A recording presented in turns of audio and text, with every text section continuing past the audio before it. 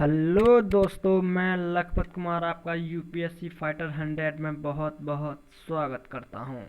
दोस्तों, आज हम पढ़ने वाले हैं भारतीय संविधान का एक टॉपिक जिसका नाम है भारतीय संविधान की विशेषता। दोस्तों, हम पहले विशेषताओं को देखेंगे और बाद में पढ़ेंगे हम भारतीय संविधान पर विदेशी प्रभाव। ठीक है दोस्तों, पहले हम बात करते हैं पिछली क्लास का, थोड़ा रिकैप कर लेते हैं हमने पहले क्या पढ़ा था। दोस्तों, सबसे पहले हमने पिछली क्लास में पढ़ा था प्रस्तावना के बारे में, जो दोस्तों पंडित जवाहरलाल नेहरू द्वारा 13 दिसंबर 1946 को पेश की गई थी और 22 जनवरी 1947 को से मान्यता प्राप्त हुई थी। दोस्तों, हमारी प्रस्तावना भारतीय संविधान का एक भाग है, अभिन्न अंग है। दोस्तों, इस बात पर भी कई बार जो मतलब कभी सर्वोच्च न्यायालय द्वारा यानी हाई सुप्रीम कोर्ट द्वारा कभी कभी इस पर अलग अलग रूप से निर्णय लिए गए। ठीक है दोस्तों, सबसे पहले मामला आता है बेरूवारी मामला, 1960 में आया था। उसके बाद दूसरा मामला आता है गोलकनाथ बनाम पंजाब राज्य, 1967 में आता है। दोस्तों, जो बेरूवारी मामला था उसमें प्रस्तावना को उस संविधान का भाग नहीं माना गया था। ठीक है, और गोलकनाथ बनाम पंजाब राज्य में प्रस्तावना को संविधान का भाग माना गया था। ठीक है, नेक्स्ट जो आता है दोस्तों हमारी केशवानंद भारती बनाम केरल राज्य आता है। दोस्तों, उसमें भी प्रस्तावना को जो भारतीय संविधान का हिस्सा माना जाता है और ये जो मामला था 1973 में आया। दोस्तों, चौथा जो मामला आया था वो बम्बई बनाम यूनियन ऑफ इंडिया, 1994 में आया था। दोस्तों, इसमें भी प्रस्तावना को भारतीय संविधान का भाग माना गया।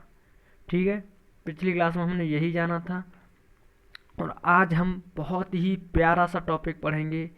वो टॉपिक है भारतीय संविधान की विशेषता। दोस्तों, हम जो हमारे देश का आयन है यानी हमारे देश का जो शीशा है वो हमारा संविधान है। हम अपने संविधान से यह बता सकते हैं कि हमारे संविधान की क्या हमारे देश की क्या स्थिति है।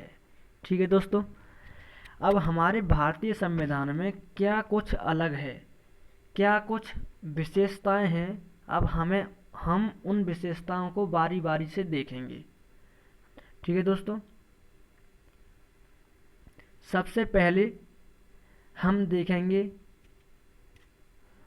एकल नागरिकता।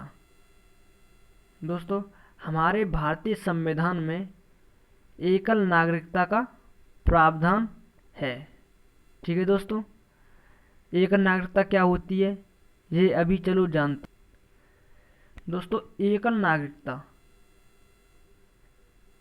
नागरिकता का मतलब होता है हमारे देश में, पूरे भारत में अगर तुम्हारे पास भारत की नागरिकता है तो वो पूरे राज्यों में भी लागू होगी और वो भारत में भी लागू होगी।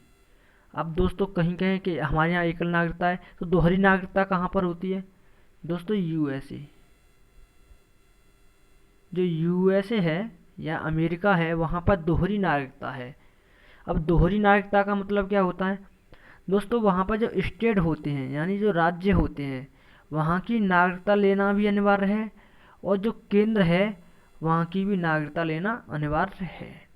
ठीक है दोस्तों, वहाँ पर दोहरी नागरिकता है यानी स्टेट में नागरिकता अलग मिलेगी और तुम्हें केंद्र में नागरिकता अलग मिलेगी, या राज्य में अलग और हमारे केंद्र में अलग। ठीक है दोस्तों, हमारे यहाँ पर कैसी नागरिकता है, एकल नागरिकता। दोस्तों, और सबसे बड़ी बात, अब जो नेक्स्ट पॉइंट आता है हमारा, जो नेक्स्ट विशेषता है हमारे भारतीय संविधान की, हमारा भारतीय संविधान सबसे बड़ा लिखित संविधान है। दोस्तों, हमें इस बात से गर्व करना चाहिए। हमारा जो संविधान है पूरे विश्व में सबसे बड़ा लिखित संविधान है। हमें इस बात का गौरव है, हमें गौरव मतलब प्राप्त है, हमारे देश को गौरव प्राप्त है कि हमारा संविधान जो है सबसे बड़ा लिखित संविधान है। ठीक है दोस्तों, नेक्स्ट बात करते हैं। नेक्स्ट इसकी विशेषता है दोस्तों विभिन्न स्रोतों से प्रेरणा। दोस्तों, हमने विभिन्न स्रोतों से मतलब देखना चाहिए हमने अनेक देशों से लिया है, लगभग 60 देशों से हमने कुछ ना कुछ ग्रहण किया है हमारे भारतीय संविधान में। ठीक है, देखा होगा तुमने, राज्य के नीति निर्देशक तत्व आयरलैंड से लिए गए हैं। दोस्तों ऐसे ही कुछ न कुछ समवर्ती सूची हमारी ऑस्ट्रेलिया से ली गई है, कुछ न कुछ अनेक देशों से लिया गया है, और हमने सब देशों से वही अच्छे अच्छे पॉइंट चुन चुन करके अपने संविधान में ऐड किए हैं। ठीक है दोस्तों, नेक्स्ट विशेषता की बात करते हैं, तो वो हमारे है संविधान की विशेषता। दोस्तों हमारे जो संविधान है वो, हमारे जो संविधान सबकी विशेषता सर्वोच्चता इसलिए है, देखा होगा दोस्तों कि हमारे जो कानून हैं वो सर्वमान्य होते हैं। हमारे अगर जो हमारा संविधान है वो सर्वमान्य है। हमारे संविधान के जरिए हमें बहुत सारे जो हमें स्वतंत्रताएं मिली हुई हैं, हमारे मूल कर्तव्य भी दे रखे हैं, और हमें मूल अधिकार भी दे रखे हैं। ठीक है दोस्तों, अब नेक्स्ट जो आता है वो है संशोधनों के आधार पर नम्य और अनम्य संविधान संशोधन। ठीक है दोस्तों, नम्य होता है दोस्तों आसान, ठीक है, अनम्य होता है कठोर। ठीक है, एक तो साधारण बहुमत हो गया दोस्तों, और एक हो गया विशेष बहुमत। ठीक है, हम अपने संविधान में साधारण बहुमत से भी कुछ चेंज कर सकते हैं या संशोधन कर सकते हैं। ठीक है, और हम विशेष बहुमत से भी संशोधन कर सकते हैं। ठीक है दोस्तों, ये भी हमारे संविधान की खासियत है। नेक्स्ट हम इसकी विशेषता की बात करते हैं अपने संविधान की, तो वो है दोस्तों परंपरा की भूमिका को महत्व। ठीक है दोस्तों, हमारे संविधान में अगर कोई परंपरा किसी व्यक्ति की है तो दोस्तों उस परंपरा पर कोई ये नहीं कहा गया हमारे संविधान में कि ये परंपरा नहीं लागू होगी। दोस्तों धर्म की हमारे यहाँ स्वतंत्रता प्राप्त है, हमारे जो मूल अधिकारों में दोस्तों हमें धर्म की स्वतंत्रता प्राप्त है। हम जौन सा चाहें जौन सा धर्म अपना सकते हैं, और हम जैसा चाहें वैसा कर सकते हैं। ठीक है दोस्तों, हमें परंपराओं के लिए कोई बाध्य नहीं किया गया है। ठीक है दोस्तों, नेक्स्ट जो पॉइंट आता है हमारी विशेषताओं में वो है मूल अधिकार और मूल कर्तव्यों की घोषणा। दोस्तों हमें बहुत सारे मूल अधिकार मिले हुए हैं, जिनसे जैसे हमें जीवन जीने का अधिकार, अच्छी वायु लेने का अधिकार, दोस्तों धर्म का अधिकार, बहुत सारे ऐसे अधिकार हैं जो हमें मतलब मिले हैं। ठीक है दोस्तों, और मूल कर्तव्यों को भी हमारे संविधान ने हमको दिया है। ठीक है दोस्तों, इनके बारे में, मूल कर्तव्य और मूल अधिकारों के बारे में हम आगे जाके जो आगे की वीडियो आएंगी उनमें हम इनको और डिटेल से तुम्हें पढ़ाएंगे। दोस्तों ये चीज़ तुम्हें पक्का याद हो जाएगी, जो मैं ये बता रहा हूँ ये नोट्स भी तुम्हें बनाना है, और जो मैं अपने मुंह से बता रहा हूँ वो भी तुम्हें लिख लेना है। यहाँ पर अगर तुम्हें लग रहा हो यहाँ पर थोड़ा कम लिखा हुआ है तो वो भी तुम्हें ऐड कर लेना है। ठीक है दोस्तों, नेक्स्ट पॉइंट की बात करते हैं, वयस्क मताधिकार पर लोकतंत्र व्यवस्था। ठीक है दोस्तों, वयस्क मताधिकार यानी हमारे यहाँ पर अब 18 वर्ष के व्यक्तियों द्वारा लोकतंत्र दिया गया है, हमारे संविधान में है। ठीक है दोस्तों, कहीं पर देखा होगा तुमने जहाँ पर लोकतंत्र नहीं होता वहाँ पर राजा का बेटा ही राजा होता है, लेकिन हमारे यहाँ पर लोकतंत्र है, जनता के द्वारा जनता के लिए जनता का शासक चुना जाता है। ठीक है दोस्तों, हमारे द्वारा हम अपना राजा चुनते हैं या हम अपने द्वारा अपना शासक चुनते हैं। दोस्तों अगर शासक में कुछ खामियां होती हैं, कुछ कमियां होती हैं तो हम उसे हटवा भी सकते हैं।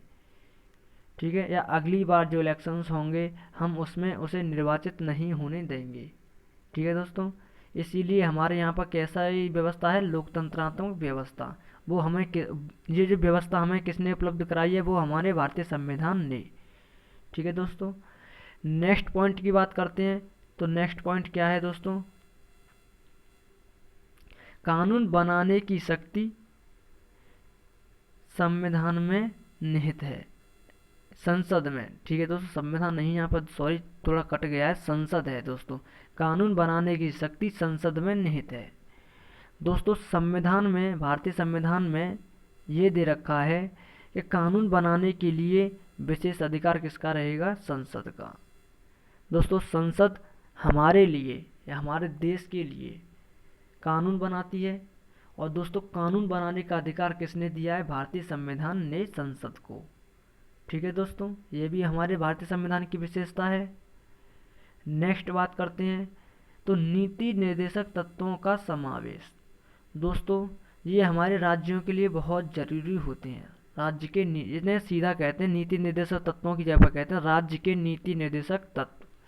ठीक है दोस्तों, राज्य को कल्याणकारी भावनाओं की कल्याणकारी बनाने के लिए राज्यों को जो विशेष उपबंध दिए गए हैं वो है राज्य के नीति निर्देशक तत्व। ठीक है दोस्तों, इनके द्वारा राज्य को मतलब विशेष अधिकार दिए गए हैं। ठीक है दोस्तों, नेक्स्ट बात करते हैं स्वतंत्र न्यायपालिका। दोस्तों हमारे भारतीय संविधान ने एक न्यायपालिका बनाई और जो स्वतंत्र रूप दे दिया है। दोस्तों वो किसी भी कानून पर अपना फैसला देगी और बिना किसी दबाव के। ठीक है दोस्तों, हमारे यहाँ पर ये दबाव नहीं होगा कि कोई मंत्री जा कर के या कोई अधिकारी जा कर के उस जो न्यायपालिका है उस पर अपना अधिकार जमा ले, ऐसा नहीं हो सकता। न्यायपालिका स्वतंत्र होती है, वो अपने निर्णय स्वयं लेती है। ठीक है, अपने देश के लिए मतलब बहुत महत्वपूर्ण न्याय देती है और वो कभी किसी का अहित नहीं सोचती। ठीक है दोस्तों, हमारे यहाँ पर जो कैसी न्यायपालिका है वो है स्वतंत्र न्यायपालिका। ठीक है, ये हमारी संविधान की विशेषताएं हैं दोस्तों। हमारे संविधान में और बहुत सारी विशेषताएं हैं, लेकिन हम मेन विशेषताओं के बारे में जानेंगे। यही हमारी विशेषताएं थी दोस्तों। अब हम इसके बाद में नेक्स्ट हम पढ़ेंगे दोस्तों, आगे जो हमारा होगा वो है हमारी संविधान पर विदेशी प्रभाव। भारतीय संविधान पर विदेशी प्रभाव। दोस्तों विदेशी प्रभाव से मतलब हमने विदेश से क्या क्या लिया है, क्या क्या अपने भारतीय संविधान में जोड़ा है। ठीक है दोस्तों, ये पढ़ेंगे। दोस्तों हमने जो विदेश से लिया है, कहते हैं लगभग 60 देशों से हमने अपने संविधान में कुछ न कुछ ऐड किया है। और दोस्तों जो हमारा भारत शासन अधिनियम 1935 जो आया था, उसका लगभग 60% हिस्सा हमने अपने भारतीय संविधान में ऐड किया है। ये भी याद रखने योग्य बात है। ठीक है दोस्तों, अब देखते हैं किस देश से हमने क्या लिया है। दोस्तों ये बहुत ही प्यारा टॉपिक है और ये हर एक बार परीक्षा में पूछा जाता है। इसमें एक क्वेश्चन आता है कि जैसे कभी कभी आएगा संसदीय शासन प्रणाली कहाँ से ली गई है, किस देश से ली गई है, तो हम सीधा देखेंगे ब्रिटेन से ली गई है। ठीक है दोस्तों, ऐसे ही प्रश्न आएंगे वहाँ पर, कोई ज़्यादा हार्ड नहीं होगा, बस तुम कर सकते हो ऐसा प्रश्न होंगे वहाँ पर। ठीक है दोस्तों, अब चलो बात करते हैं पहले जो देश है ब्रिटेन। हम ब्रिटेन के बारे में बात करेंगे। ब्रिटेन से हमने अपने भारतीय संविधान में क्या क्या ऐड किया है। दोस्तों पहले हमने ऐड किया है संसदीय शासन प्रणाली। दोस्तों हमारे यहाँ पर संसदीय शासन प्रणाली है। संसदीय शासन प्रणाली मतलब हमारे यहाँ पर संसद है, राज्यसभा है, लोकसभा है, राज्यसभा है और राष्ट्रपति है। ठीक है दोस्तों, नेक्स्ट है संसदीय विशेषाधिकार। दोस्तों हमारे संसद के पास विशेष अधिकार है, कानून बनाने का अधिकार है और संविधान संशोधन करने का अधिकार है। वो हमारे किसके पास है, संसद के पास। ठीक है, नेक्स्ट है विधि का शासन। दोस्तों हमारे यहाँ पर विधि का शासन है, यानी हमारे यहाँ पर कानून सर्वोच्च है। हमारे यहाँ पर कानून जो सर्वोच्च है वो भी हमने कहाँ से लिया है, ब्रिटेन से। नेक्स्ट आता है हमारा दोस्तों संवैधानिक रूप से राष्ट्रपति की स्थिति। दोस्तों हमारे संवैधानिक रूप से राष्ट्रपति की क्या स्थिति है, हमने ये भी कहाँ से लिया है, ब्रिटेन से। नेक्स्ट हमारी आती है विधायी प्रक्रिया। दोस्तों हमारी जो विधायी प्रक्रिया किस प्रकार की है, हमारे जो विधेयक आते हैं वो किस प्रकार पारित होते हैं और हमें क्या क्या प्रोसेस करनी होती है, वो भी विधायी प्रक्रिया हमने कहाँ से ली है, ब्रिटेन से। ठीक है दोस्तों। नेक्स्ट आता है एकल नागरिकता। दोस्तों हमने अपनी संवैधानिक विशेषताओं में पढ़ा था कि हमारे देश की एकल नागरिकता है, और दोस्तों हमने वो कहाँ से ली है, ब्रिटेन से एकल नागरिकता ली है। ठीक है। नेक्स्ट हमारा जो पॉइंट आता है वो है चुनाव में सर्वाधिक मत के आधार पर जीत की प्रक्रिया। ये भी हमने कहाँ से ली है, ब्रिटेन से। जो इलेक्शंस होते हैं जिसके सबसे ज़्यादा वोट मिलते हैं वही तो जीतता है ना, वो हमने प्रक्रिया कहाँ से ली है, ब्रिटेन से। नेक्स्ट आता है मंत्रिमंडल प्रणाली। दोस्तों हमारे यहाँ पर मंत्रिमंडल प्रणाली होती है, कैबिनेट मंत्री होते हैं और हमारे राज्य मंत्री होते हैं। ठीक है दोस्तों, ये मंत्रिमंडल प्रणाली हमने कहाँ से ली है, ब्रिटेन से। और है हमारा परमाधिकार लेख। ठीक है दोस्तों, परमाधिकार लेख भी हमने कहाँ से लिया है, ब्रिटेन से। ठीक है। नेक्स्ट अब हम कंट्री की बात करते हैं, वो है कनाडा। कनाडा। दोस्तों हमने कनाडा से क्या क्या लिया है ये बात करते हैं अब। राज्यपाल की नियुक्ति। दोस्तों हमारा जो राज्यपाल होता है उसकी नियुक्ति किस प्रकार होती है, वो हमने कनाडा से लिया है। नेक्स्ट आता है उच्चतम न्यायालय का परामर्शी। उच्चतम न्यायालय का परामर्शी न्याय निर्णय, जो हमारा जो उच्चतम न्यायालय है हमारा, वो परामर्श से न्याय निर्णय किस प्रकार करेगा, ये हमने कहाँ से लिया है, कनाडा से। ठीक है दोस्तों। नेक्स्ट बात करते हैं एक सशक्त केंद्र के साथ अर्ध संघ सरकार का स्वरूप। ठीक है दोस्तों, एक हमारा सशक्त का मतलब होता है बहुत अपने मतलब बहुत अच्छे कानूनों के साथ केंद्र में जो बैठा है। अर्ध संघ का स्वरूप, दोस्तों हमारा अर्ध संघ का भी स्वरूप दिखाता है, वो हमने कहाँ से लिया है, कनाडा से। ठीक है। नेक्स्ट की बात करें तो नेक्स्ट है हमारा केंद्र के पास अवशिष्ट शक्तियाँ। ठीक है, केंद्र के पास जो विशेष अवशिष्ट शक्तियाँ दे रखी होती हैं दोस्तों, जैसे कि केंद्र के पास रेलवे केंद्र चलाएगा हमारा, और ऐसे ही उसके पास बहुत सारी शक्तियाँ होती हैं दोस्तों, उन्हें केंद्र संभालता है, और वो शक्तियाँ हमें कहाँ से मिली हैं, कनाडा से हमने ली हैं। नेक्स्ट आता है शक्ति विभाजन संघ और राज्य में। दोस्तों शक्ति को जो बांटना है, जैसे कुछ शक्तियाँ ऐसी हैं जो कि राज्य को दी जाती हैं, कुछ ऐसी शक्तियाँ हैं जो केंद्र के पास हो रहती हैं। उन शक्तियों का विभाजन जो करने का तरीका है वो हमने कहाँ से लिया है, कनाडा से लिया है। ठीक है दोस्तों। नेक्स्ट जो अगला देश आता है वो आता है हमारा यूएसए। दोस्तों यूएसए से हमने मूल अधिकार लिया है। दोस्तों बहुत ज़रूरी है, याद रखना भी तुम्हें बहुत ज़रूरी है कि मूल अधिकार कहाँ से लिया है, वो यूएसए से लिया गया है। ठीक है दोस्तों। नेक्स्ट हमने यूएसए से क्या लिया है, न्यायिक पुनर्वलोकन। दोस्तों हम अपने जो किसी अगर जिला न्यायालय द्वारा अगर कोई भी हमें निर्णय दिया जाता है, न्याय दिया जाता है, हम उसके लिए और दूसरी न्यायालय में हम जा सकते हैं, न्याय पुनर्वलोकन कर सकते हैं। ये हमने कहाँ से लिया है, यूएसए से। संविधान की सर्वोच्चता। दोस्तों हमारे यहाँ पर संविधान की सर्वोच्चता तो है ही है, क्योंकि हमारे यहाँ पर संविधान ही सर्वोच्च है। जो संविधान में लिखा हुआ है, जो नियम लिखे हुए हैं दोस्तों, उसका पालन भारत सरकार और सभी लोग करेंगे। ठीक है दोस्तों, इसीलिए हमारे देश में ये सर्वोच्चता हमने कहाँ से लिए, यूएसए से ग्रहण की है। ठीक है दोस्तों। नेक्स्ट हमारा आता है उपराष्ट्रपति का पद। दोस्तों उपराष्ट्रपति का पद हमारा कहाँ से हमने लिया है, यूएसए से लिया है। और राष्ट्रपति पर महाभियोग। दोस्तों जो राष्ट्रपति पर अनुच्छेद 61 के तहत जो महाभियोग लगाया जाता है वो हमने कहाँ से लिया है, यूएसए से। दोस्तों नेक्स्ट जो आता है कदाचार की प्रक्रिया। दोस्तों जो कदाचार लगाया जाता है वो सुप्रीम कोर्ट के जजों पर लगाया जाता है। ठीक है, और उसकी प्रक्रिया हमने कहाँ से ली है, यूएसए से। ठीक है। नेक्स्ट बात करते हैं, नेक्स्ट जो कंट्री आता है आयरलैंड।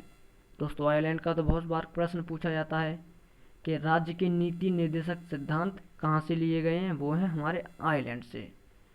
और नेक्स्ट जो पॉइंट है हमारा, राष्ट्रपति की निर्वाचन संबंधी प्रक्रिया। दोस्तों राष्ट्रपति के निर्वाचन के लिए किस प्रकार की प्रक्रिया होती है, और जो प्रक्रिया होती है उन्होंने कहाँ से ली है, आयरलैंड से ली है। और नेक्स्ट हमारा पॉइंट आता है वो है राष्ट्रपति द्वारा राज्यसभा में मनोनीत सदस्यों की प्रक्रिया। दोस्तों जो 5 लोग हमारे राज्यसभा में हम मनोनीत किए जाते हैं राष्ट्रपति के द्वारा, उनकी जो प्रक्रिया है वो हमने कहाँ से ली है, आयरलैंड से ली है। ठीक है दोस्तों, बहुत आसान है। और दोस्तों आगे जो हम पढ़ेंगे अब वो है दक्षिणी अफ्रीका। दोस्तों दक्षिण अफ्रीका से हमने अपने संविधान में क्या ऐड किया है, वो है संविधान संशोधन की प्रक्रिया। संविधान संशोधन की प्रक्रिया दोस्तों हमने कहाँ से ली, दक्षिण अफ्रीका। और अनुच्छेद कौन सा है हमारा, 368। 368 के तहत हम संविधान संशोधन करते हैं। और दोस्तों हमने ये प्रक्रिया कहाँ से ली है, दक्षिणी अफ्रीका से। नेक्स्ट हमारा पॉइंट आता है दोस्तों राज्यसभा के सदस्यों की निर्वाचन प्रक्रिया। दोस्तों जो राज्यसभा में सदस्य होते हैं उनका निर्वाचन कैसे होता है और किस प्रकार होता है, उसकी क्या प्रक्रिया होती है, वो हमने कहाँ से ली है, दक्षिणी अफ्रीका से। नेक्स्ट हमारी जो कंट्री आती है दोस्तों वो है जर्मनी। जर्मनी से हमने क्या लिया है, आपातकाल के दौरान मूल अधिकारों का निलंबन, यानी हम कह सकते हैं हमने आपातकाल की स्थिति कहाँ से ली है, जर्मनी से ली है। ठीक है दोस्तों, नेक्स्ट आता है हमारा कंट्री जापान। और जापान से हमने क्या लिया है, विधि द्वारा स्थापित प्रक्रिया, यानी कानून के द्वारा जो प्रक्रिया स्थापित की गई है वो हमने ली है, हमने जापान से। ठीक है दोस्तों, नेक्स्ट हमारा जो कंट्री आता है वो है ऑस्ट्रेलिया। ऑस्ट्रेलिया से हमने क्या लिया है दोस्तों, बहुत ही ज़रूरी है, ये बहुत इंपॉर्टेंट है, समवर्ती सूची का प्रावधान। दोस्तों समवर्ती सूची हमने कहाँ से ली है, ऑस्ट्रेलिया से।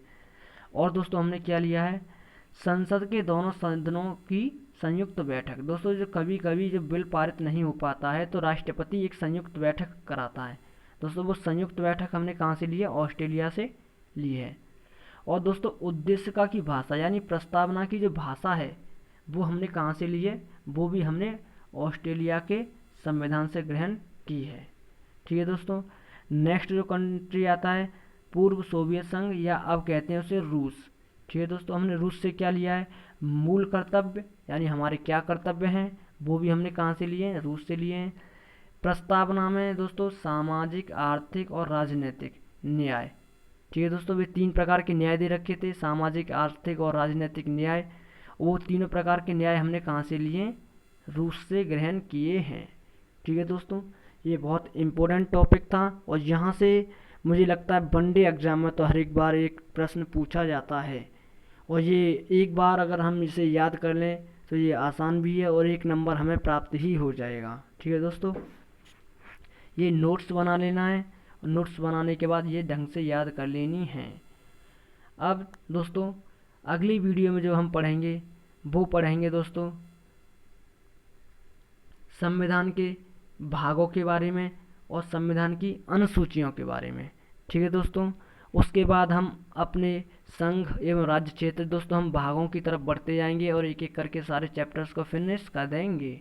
ठीक है दोस्तों, जब तक आप ढंग से पढ़ाई करें और जो मेरी वीडियो हैं एक बार में समझ में ना आए तो दोस्तों दोबारा से देखें और शुरू से देख के लेके आएँ दोस्तों, एक एक करके सारी वीडियो तुम्हें समझ में आएंगी। ठीक है दोस्तों, एक और प्रश्न है, कभी कभी वो पूछा जाता है कि हमारा भारतीय संविधान किसके द्वारा लिखा गया था। दोस्तों वो थे हमारे प्रेम बिहारी रायजादा। प्रेम बिहारी रायजादा द्वारा अपनी कलम से निखारा गया था। और नंदलाल बोस इनके द्वारा दोस्तों इसे चित्रित किया गया था। ठीक है, ये दोनों नाम याद रखना है क्योंकि ये मुझे लगा इम्पोर्टेंट सा लगा है, इसलिए मैंने तुम्हें ये बता दे रहा हूँ, मैंने इसमें किसी नोट्स में ऐड नहीं किया है। ठीक है दोस्तों, ये दोनों नाम याद रखना है तुम्हें, प्रेम बिहारी रायजादा और नंदलाल बोस। ठीक है दोस्तों, ये नाम याद रखना है। मिलते हैं अगली वीडियो में, जब तक के लिए आप अपना ख्याल रखें और मेरी वीडियो को लाइक और सब्सक्राइब करना ना भूलें।